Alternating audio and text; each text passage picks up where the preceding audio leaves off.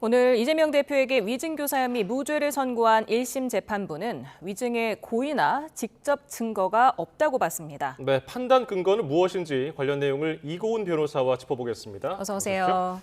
네, 한 열흘 전에 선거법 위반에 대해서는 의원직 상실형이 나와서 예상보다 좀 높았던 거 아니냐 이런 평가가 많았는데 오늘은 무죄가 나왔습니다. 예상하셨습니까?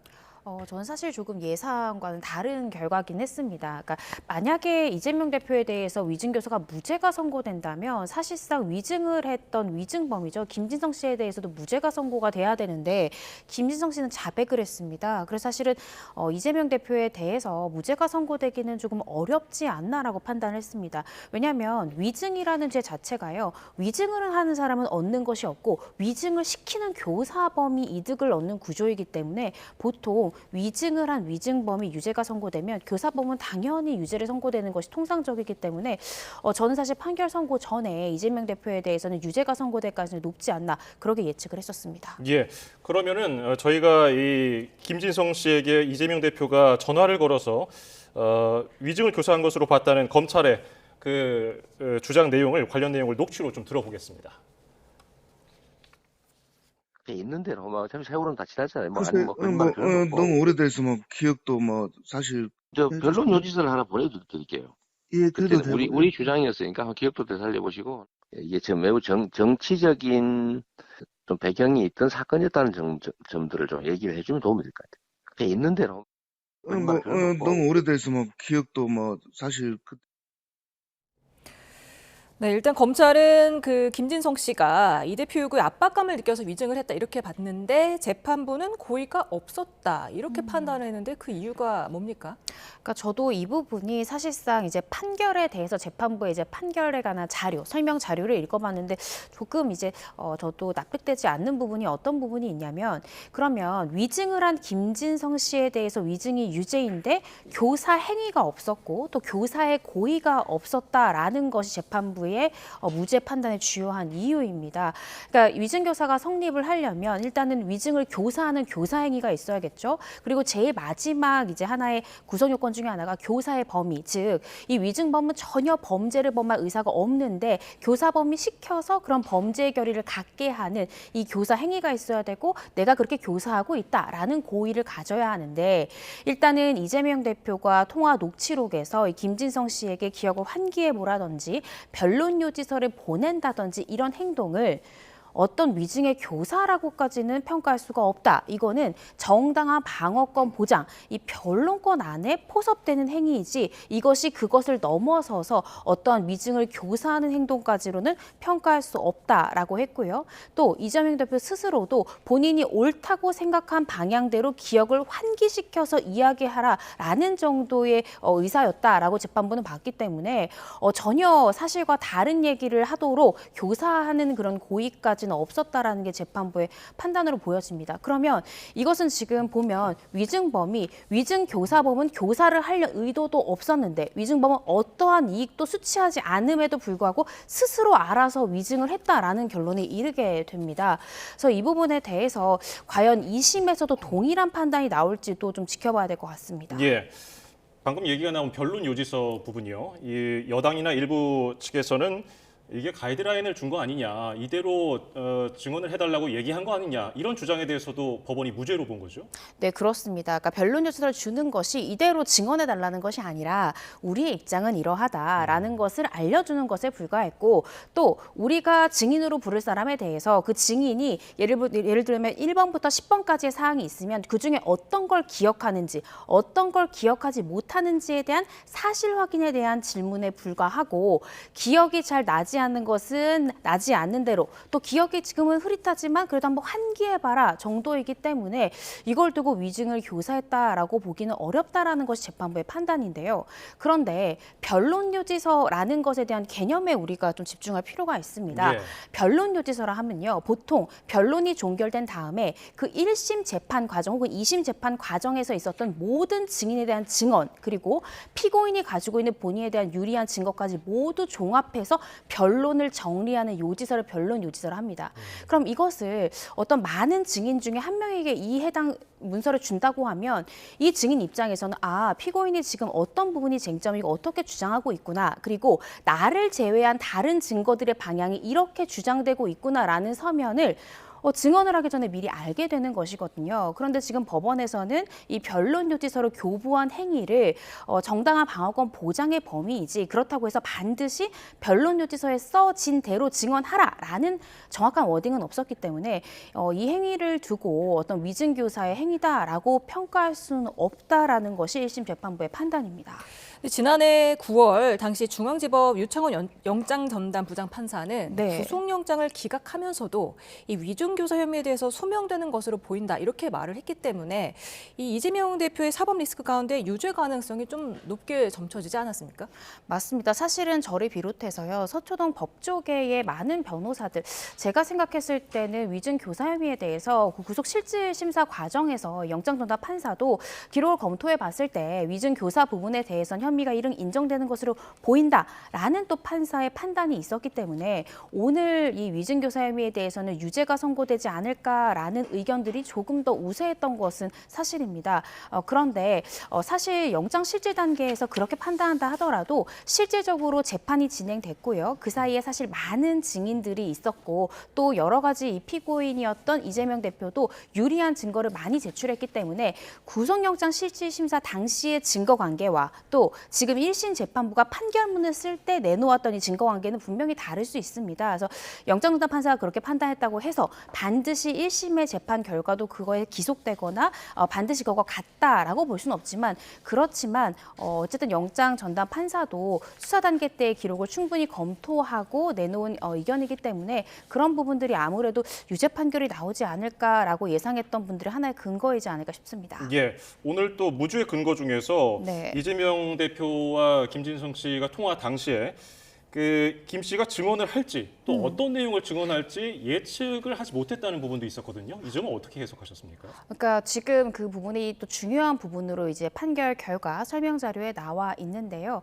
그러니까 이 부분에 대해서 재판부는 그렇습니다. 여러 가지 쟁점들이 있고 이재명 대표 입장에서는 그 하나하나의 쟁점에 대해서 증인이 기억하는지 기억 못하는지에 대한 단순한 사실 확인의 차원에서 전화를 했다라는 주장도 있었거든요. 그리고 정확히 언제 증언을 할지를 그 통화 당시에는 알 수 없었기 때문에 내가 이 김진성 씨에게 위증을 시켜야지라는 마음을 먹고 전화를 해서 교사를 했다라기보다는 이런 취지로 나는 기억을 하는데 증언을 하게 될지도 모르는 당신은 어떻게 기억하냐라는 사실 확인, 기억 환기 정도이기 때문에 이 부분은 충분히 뭐 피고인이든지 피고인의 변호사든지 어느 정도 할 수 있는 방어권 보장의 범위 내에 있는 확인에 불과하다라는 것이 1심 재판부의 판단입니다. 네, 사실 검찰은 대법원 양형 기준상 최고형인 징역 3년형을 구형하지 않았습니까? 그랬던 만큼 항소를 하겠다고 밝혔는데요. 맞습니다. 검찰에선 당연히 항소를 하겠죠. 왜냐하면 이 위증 교사에 대해서 대법원 양형기준위원회에서도요, 이 가중 구간에 해당할 때 이제 징역 3년까지 선고할 수 있도록 되어 있습니다. 그런데 이제 검찰에서는 어떻게 생각하면 양형기준에서 가장 높은 구형이죠. 징역 3년을 구형을 했습니다. 그리고 검찰에서는 위증범이 유죄인데 위증 교사범이 무죄다라는 논리 자체가 조금 허술하다라고 주장을 할 수 있는 부분이 있습니다. 예. 제가 앞서 설명드렸듯이 사실 위증이라는 건요. 위증을 하는 사람은 얻는 이익이 없습니다. 왜냐하면 다 본인은 단순 참고인으로서 내가 보고 들은 기억하는 것에 대해서 그냥 진술할 뿐이거든요. 그런데 위증으로 인해서 그 이익을 얻는 사람은 바로 교사한 사람, 피고인이 그 이득을 얻습니다. 그러면 아무런 이득을 얻지 않는 사람이 교사를 하지도 않았는데 교사를 시키지도 않았는데 아무런 얻는 이득 없이 위증을 한다. 그리고 그 사람은 자백을 했다라는 것이 사실 논리적으로 약간 부족한 부분이 있을 수 있습니다. 아마 검찰에서는 이 부분을 파고들 것 같고요. 또 김진성 씨가 수사 단계 때 나는 이재명으로부터 이렇게 위증을 교사 당했기 때문에 위증을 했습니다라고 여러 차례 진술을 했습니다. 그런데 이 판결 이유에서 이 위증을 교사했다라는 직접 증거가 부족하다라고 되어 있습니다. 그렇다라고 한다면 이 김진성 씨의 그 수사 단계 때의 진술에 대한 증거적 판단, 증거에 대한 신빙성이 어떻게 판단된 것이냐라는 또 논리적인 미비점이 있을 수 있습니다. 그래서 검찰에서는 아마도 항소심에서 김진성 씨에 대해서 다시 한 번 더 증인 신문을 할 수 있고요. 이 부분에 대해서 정확히 교사가 없었는지 본인은 이 전화 녹취록상의 이 워딩을 들으면서 어떤 압박을 느꼈는지 이 여부에 대해서 또 철저히 물을 것 같습니다. 예.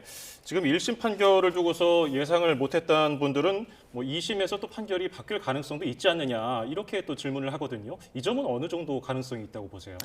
저는 2심에서도요, 그 결과를 1심과 반드시 똑같다라고 우리가 그렇게 또 무난하게 추정하기 좀 어렵다라고 보여집니다. 예. 아까 말씀드렸듯이 저도 이제 변호사로서 또 검사로서도 생활을 했지만 사실 위증범이 유죄가 나왔는데 또 자백을 해서 유죄가 나왔는데 위증 교사범이 무죄가 나온 케이스는 저는 처음 보았습니다. 예. 굉장히 이례적인 판결이고요. 심지어 위증을 했다라고 말한 사람이 내가 위증 교사를 받아서 위증을 하게 됐습니다라는 구체적 진술이 있음에도 불구하고 위증 교사 행위조차 없었고 교사의 범의가 없었다, 고의가 없었다라는 취지의 무죄 판결이기 때문에 분명히 이 부분에 대해서 2심에서 철저히 들여다볼 것 같고요. 또 1심에서 불렀던 증인에 대해서 재차 소환해서 검찰에서 증인 신문을 좀 철저히 하지 않을까 싶습니다. 네, 말씀하신 이유 때문에 그 위증범보다는 위증 교사범이 통상적으로는 처벌이 더 엄히 내려진다고 들었습니다. 그래서 지금 김진성 씨에게는 벌금 500만 원이 선고됐는데 통상적이라면은 위증 교사범에게는 어떤 형이 내려집니까? 위증 교사범에 대해서는요, 벌금형이 내려지는 경우는 굉장히 극히 드뭅니다. 보통은 징역형의 실형이거나 징역형의 집행유예가 붙는 경우들이 있는데요. 집행유예가 선고된다라고 하더라도 사실상 이 피고인이 위증 교사했다라는 것을 인정하고 반성하는 모습을 보일 때 집행유예라는 선처를 합니다. 그래서 사실 이번 이재명 대표 판결에서는 무죄 아니면 실형이 선고될 가능성이 좀 높지 않느냐라고 법조계의 많은 변호사님들께서 이렇게 예상하곤 했는데요. 따라서 실질적으로 그 위증을 했다라고 지금 판단이 나온 김진성 씨에 대해서는 벌금형이 선고됐지만 만약에 항소심에서 이재명 대표에 대한 판결이 뒤집힌다라고 하면 실형이 선고될 가능성도 있습니다. 예. 오늘 이재명 대표 무죄와 반면에 김진성 씨는 500만 원의 형을 받았거든요. 유죄가 나온 이유는 어떻습니까? 아무래도 김진성 씨가 자백을 했습니다. 내가 위증을 했다, 내 기억에 반하는 증언을 했다라는 것을 스스로 인정을 했고요. 또 이재명 대표와의 통화에서 기억이 나지 않는다라고 본인이 솔직하게 진술한 어떻게 생각하면 물적 증거가 있습니다. 사실 위증 사건, 위증 교사 사건에서 위증 교사로 입건된 사람이 위증범에게 통화하는 정확한 물적 증거가 있는 사건은 굉장히 드뭅니다. 그래서 이 사건 같은 경우에는 어떻게 교사를 했는지에 대한 정확한 물적 증거가 있었고 거기에 진술자인 이 위증범으로 지금 입건돼서 유죄 판결이 난 김진성 씨가 내가 이재명 대표로부터 이렇게 전화를 받고 또 압박감을 느껴서 이재명 대표를 위해서 나는 위증을 했습니다. 라는 또 자백 진술이 있었기 때문에 사실상 김진성 씨에 대해서 유죄 판결이 나오리라는 것은 우리가 쉽게 예상할 수 있었던 그런 판결입니다. 네, 그럼 여기서 위증교사 1심에서 무죄 판단을 받은 이재명 대표의 목소리 듣고 이야기 계속 나눠보도록 하겠습니다. 진실과 정의를 되찾아준 재판부에 감사드립니다. 그 과정이 참으로 어렵고 길긴 하지만 창의 일속이라고 제가 겪는 어려움이야 큰 바닷속의 좁쌀 한 개 정도에 불과하지 않겠습니까? 우리 국민들께서 겪는 어려움, 그 고통에 비하면 참으로 제가 겪는 어려움은 미미하다 이렇게 생각합니다. 앞으로도 우리 국민들의 더 나은 삶을 위해서 최선을 다하겠다는 말씀드리면서 이제 정치가 이렇게 서로 죽이고 밟는 것이 아니라 서로 공존하고 함께 가는 그런 정치면 좋겠습니다. 죽이는 정치보다 이제 사람을 살리는 정치를 합시다. 이렇게 정부 여당에 말하고 싶습니다.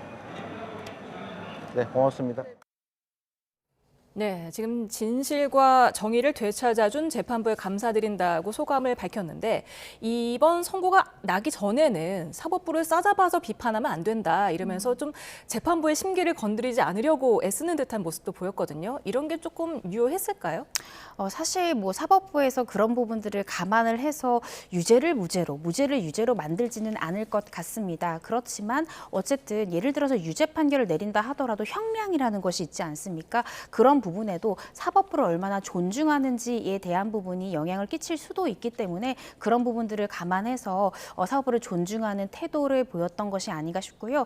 사실은 위증이라는 것은 어떤 단순한 일반인을 상대로 하는 것이 아니라 국가의 질서의 혼란을 초래할 수 있는 것이고요. 특히나 법정 질서를 흐릴 수 있다라는 범죄이기 때문에 이 재판부에 대한 존중 이런 것들이 또 하나의 양형 사유가 될 수 있기 때문에 좀 조심스럽게 이 사법부에 대한 태도를 표명한 것이 아닌가 싶습니다. 예, 일각에서는 뭐 1승 1패다, 1심 결과만 두고요. 이렇게 얘기를 하는 사람들도 있어요. 이번 이재명 대표는 이 1심 무죄 판결로 사법 리스크의 부담을 조금 덜었다고 할 수 있을까요? 조금은 덜었다라고 보입니다. 만약에 오늘까지도 예를 들어 유죄가 선고됐다라고 하면 사실은 이재명 대표의 입지나 또 지금 앞으로 올 세 가지의 또 재판이 있기 때문에 여기서도 굉장히 심적인 부담이 컸을 텐데요. 일단은 지난주에 있었던 집행유예 판결 이후에 오늘 어떻게 생각하면 조금 더 유죄 판결이 나올 것이다라는 의견이 우세했던 위증교사 사건에서 무죄 판결이 선고되면서 이재명 대표도 좀 한숨 돌렸다라는 생각이 들고요. 또 사법 리스크도 조금은 던 그런 판결이지 않나 싶습니다. 지금 오늘 재판을 선고한 김동연 부장판사가 이 대표의 주요 재판을 맡고 있는 키맨이다 이런 평가도 있더라고요. 이게 지금 대장동 위례신도시 개발 특혜 의혹 그리고 성남FC 사건도 같은 형사 33부가 심리를 한다면서요. 네, 그렇습니다. 사실 이재명 대표 오늘은 굉장히 이제 즐겁고 좋은 판결을 받았지만 이제 나머지 판결들 재판들이 계속되고 있습니다. 말씀 주신 대로 이 대장동 백현동 또 위례 여러 가지 사건들도 1심 심리가 계속 중이고요. 또 지난주에 집행유예가 선고되었던 그 판결도 항소를 하면서 2심이 계속해서 진행될 예정입니다. 뿐만 아니라 서울중앙지법에서 쌍방울 대북송금 관련한 사건 등 앞으로도 다가올 사건도 많고요. 이번에 추가 기소가 된 법인카드 사건까지 있기 때문에 앞으로도 판결 결과를 좀 더 지켜봐야 될 것 같습니다. 예. 항소심 대법원 판단까지 생각을 한다면 굉장히 길어질 것으로 예상은 합니다만은 언제 끝날지는 뭐 아무도 모르고요. 네. 다만 기준을 다음 대선으로 잡는다면은 2027년 3월까지 끝날 수 있을까? 어떻게 전망하세요? 사실 그 부분을 우리가 좀 쉽게 예상하기는 어려울 것 같습니다. 사실 공직선거법도요. 재판을 해야 되는 기간이 법에 딱 명시가 되어 있음에도 불구하고 그 재판이 굉장히 길어졌습니다. 이례적으로. 그렇기 때문에 이 남은 재판에 대해서도 대법원 확정까지 얼마의 시간이 걸릴지에 대해서 우리는 예상하기가 굉장히 어렵지만요. 분명한 것은 1년 안에 끝나긴 굉장히 어려울 것 같습니다. 현재 1심 재판 중인 것도 있고 또 2심 진행 예정 중인 것도 있고요. 또 각 재판에 대해서도 대법원에 심리하는 데도 굉장히 시간이 걸릴 것이기 때문에 조심스럽게 추측을 해보자면 2027년까지는 가지 않지 않을까 싶기는 하지만 그 걸리는 기간에 대해서는 정확히 예상하기 좀 어려울 것 같습니다. 네, 이번 주는 슈퍼위크라는 말이 있을 정도로 여러 가지 정치적 사건이 많은데 네. 일단 이재명 대표 측근인 김용 전 부원장의 불법 정치자금 2심 결판 그리고 이화영 전 부지사의 불법 대북송금 2심 선고가 있습니다. 네. 둘 다 이재명 대표와는 무관하지 않은 사건들이죠. 그렇습니다. 특히 김용 전 부원장 같은 경우에는요. 국민의힘에서 오늘 재판 판결 결과를 보고 이 정치자금법의 공범으로 이재명 대표를 고발할지 여부를 고려하겠다라고 발표한 바 있습니다. 그런데 오늘 무죄가 선고되면서 아마 조만간 이 여당에서도 이 정치자금법 위반, 즉 김용 전 부원장에 대해서 이재명 대표가 공범인지에 대해서 고발장을 제출할 가능성이 있고요. 그렇게 되면 또 추가 수사가 될 가능성 굉장히 높습니다. 그렇다라고 한다면 김용 전 부원장에 대한 유죄 판결이 이재명 대표 판결 결과에 당연히 영향을 미칠 수밖에 없고요. 또 최근에 이 김용 전 부원장의 이 재판 관련해서 변호인과의 단체 대화방에 또 이재명 대표가 어떤 변론이라든지 어떤 이런 법적 조언을 했다라는 또 텔레그램 또 증거가 또 나왔기 때문에 이런 부분도 여당이 지적하고 있습니다. 그래서 김영전 부원장뿐만 아니라 그 이화영 전 부지사의 재판 결과 또한 이재명 대표와 전혀 무관하지 않고요. 공범이랄지 또 하나의 또 주요한 또 주범으로서의 또 역할이 있다라고 또 추가 기소될 가능성, 추가 수사가 될 가능성이 있기 때문에 이 두 가지의 판결 결과도 지켜봐야 될 것 같습니다. 예. 그리고 이번 주 금요일에 이화영 전 경기부지사가 항소심에서 또 유죄를 받게 된다면은 이 대표 역시 법적인 방어가 좀 어려워지는 거 아니냐 이런 해석들이 많던데요. 그렇습니다. 특히 이화영 전 이 부지사 같은 경우에 1심 재판부에서 뭐라고 얘기했냐면은 이 대표의 방북 비용이 불법 지급됐다라고 했습니다. 만약에 이대로 그대로 2심에서도 이렇게 판단이 난다면 결국 이재명 대표의 방북 비용이 불법 지급된 것이 인정이 되는 것이기 때문에 이재명 대표 판결에도 그러니까 이재명 대표에 대한 수사나 재판에 당연히 영향을 미칠 수밖에 없고요. 이 부분도 저희가 조금 지켜봐야 될 것 같습니다. 네, 지금 이재명 대표가 5개 재판을 받고 있지 않습니까? 네. 그중에서 지금 2개, 선거법과 오늘 위증교사에 대해서 1심 선고가 나왔고 나머지 3개 재판에서는 아직 심리 중인데 남아있는 사법 리스크 중에 어떤 게 좀 가장 크게 남아있는 리스크라고 보십니까? 세 가지가 다 주요할 거라고 보여지는데요. 지금 최근에 기소됐던 이제 법인카드 관련한 부분들도 사실은 그 카드 사용 내역이라는 것이 분명히 있기 때문에 물적 증거는 있으리라고 보여집니다. 물론 그것이 과연 이 범죄의 혐의 입증과 직접적으로 관련된 물적 증거인지 여부는 또 여러 가지 의견이 나오겠지만요. 조금 더 지켜봐야 될 부분이라고 생각하고 남은 3가지의 사실은 재판이 다 굉장히 예측하기가 어렵다고 생각이 듭니다. 왜냐하면 지금 2가지의 판결 결과가 나왔는데 지난주에 나왔던 판결 결과도 사실은 법조계에서 벌금형 정도가 유죄를 선고돼도 나오지 않을까라는 예상이 굉장히 지배적이었는데 예상을 뒤집고 집행유예 판결이 나왔고요. 예. 이번 위증교사 관련하여서도 또 유죄가 선고될 가능성이 있지 않냐라는 의견이 있었는데 무죄가 선고되었습니다. 그래서 남은 3가지의 재판도 조금 재판부의 판단을 지켜봐야 될 것 같습니다. 대장동 백현동 관련 사건도 1심이 진행 중인데요. 네. 위증교사 재판부가 이제 판단을 내립니다. 오늘 판단을 내린 재판부가 역시 대장동 백현동 관련 사건도 담당을 하게 되는데 선거법 사건 1심 재판부 얘기를 다시 기억을 되짚어 보면은 국토부 요구 혹은 뭐 협박이 아니라 이 대표 스스로 검토해서 용도를 변경했다 이런 내용이 있었거든요. 네. 이게 그럼 차후에 있을 대장동 백현동 1심 판결에도 영향을 줄까요? 영향을 줄 수 있을 것 같습니다. 그러니까 1심에서 판결이 나왔던 부분들에 대해서는 재판부가 뭐 다를지언정 혹은 같을지언정 그 부분은 당연히 재판부끼리 보게 됩니다. 예. 판결문에 적시된 내용은 이른 어느 정도 입증이 됐다라고 보여지기 때문에 1심 재판부가 판단했던 부분들에 대해서 다른 사건일지라도 그 판결의 내용이나 혹은 그때 당시에 출석했던 증인의 증언 내용을 참고할 것 같습니다. 네, 오늘 사실은 무죄가 나왔지만 2심에서 이증교사 혐의가 좀 유죄로 판명이 났을 경우에는 어떻게 됩니까? 제가 아까 말씀드렸듯이 사실상 위증범에 대해서는 벌금형이 나오는 경우도 있지만 위증교사범에 대해서는 사실 벌금형보다는 실형이나 집행유예를 나오는 경우가 더 많습니다. 그래서 만약에 2심에서 1심 결과를 뒤집어서 만약에 이재명 대표에 대해서 유죄가 선고되는 경우에는 실형이 선고될 가능성이 조금 더 높지 않을까 싶습니다. 그 이유는 2심에 이르러서까지 유죄 판결이 나왔다라고 한다면 이재명 대표가 계속해서 혐의를 부인하고 반성하지 않는다라고 볼 것이고요. 이런 부분들이 결과적으로는 이재명 대표의 양형에는 좋지 않게 영향을 미쳐서 만약에 항소심에서 이재명 대표에 대해서 위증교사가 인정된다라고 하면 실형이 선고될 가능성이 조금 높지 않을까 싶습니다. 예.